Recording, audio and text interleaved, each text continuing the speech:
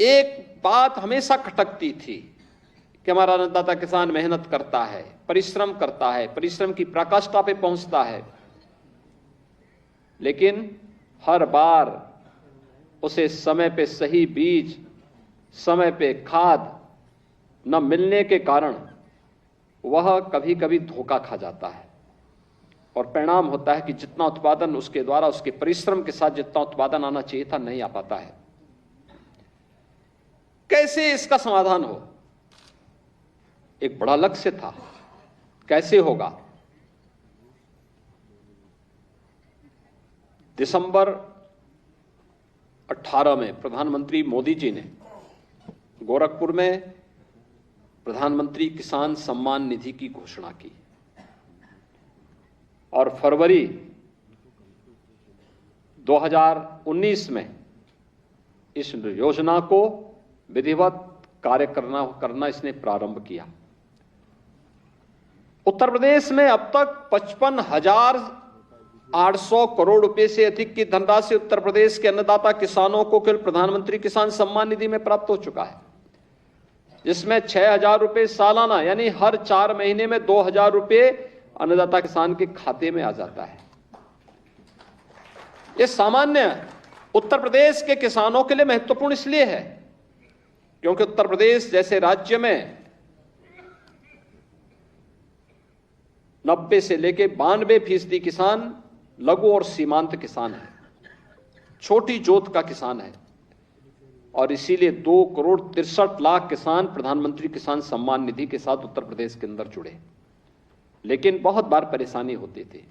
हम कहीं जाते थे, किसान कहता था साहब हमें पैसा नहीं मिल पा रहा है, हमारे पास पैसा नहीं आ रहा है, अन्य तमाम प्रकार की समस्याएं थी। आधार ऑथेंटिकेशन की कार्रवाई बृहद स्तर पर चलना है, दुरुपयोग भी न हो, शासन की योजना का दुरुपयोग भी न हो, लेकिन हर जरूरतमंद उस योजना से लाभान्वित भी हो सके। इस दृष्टि से आज एक कार्यक्रम उत्तर प्रदेश के अंदर प्रारंभ करने का आज शुभारंभ हो रहा है और उत्तर प्रदेश के सभी 55,000 ग्राम पंचायतों में एक कार्यक्रम चलेंगे। भाइयों बहनों, आज हमारे गांव व्यापक सुधार के साथ साथ स्वच्छता के बृहद लक्ष्य को आगे बढ़ाते हुए टेक्नोलॉजी का बेहतर उपयोग करते हुए आगे बढ़ते हुए दिखाई दे रहे हैं।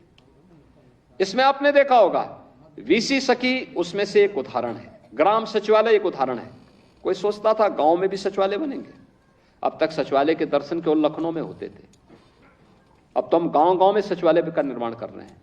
कंप्यूटर ऑपरेटर भी वहीं पे है, गांव में सारी सुविधाएं गांव के लोगों को वहां प्राप्त होगी और यहां तक कि हर गांव में बैंकिंग की सुविधा का लाभ भी गांव के लोगों को प्राप्त होगा। वीसी सखी, गांव की ही कोई बेटी या गांव की ही कोई बहू बैंक का पूरा लेन देन का काम उन गांवों में करने जा रही है और एक बड़ा अभियान है ये। गांव का पैसा गांव के विकास में खर्च होगा। गांव में अगर किसी व्यक्ति को अपने कारोबार के लिए पैसे की आवश्यकता पड़ेगी, वीसी सखी उसके लिए उनको सहयोग करने के लिए बैंकों के साथ जोड़ करके उस कार्यक्रम को आगे बढ़ाने में योगदान देगी। किसी को अपना पेंशन का पैसा निकालना हो, किसी को अपने खाते से पैसा निकालना हो, उसको बैंक जाने की आवश्यकता नहीं, वीसी सखी इस सारी सुविधा का लाभ उसे वहां उपलब्ध करा देगी।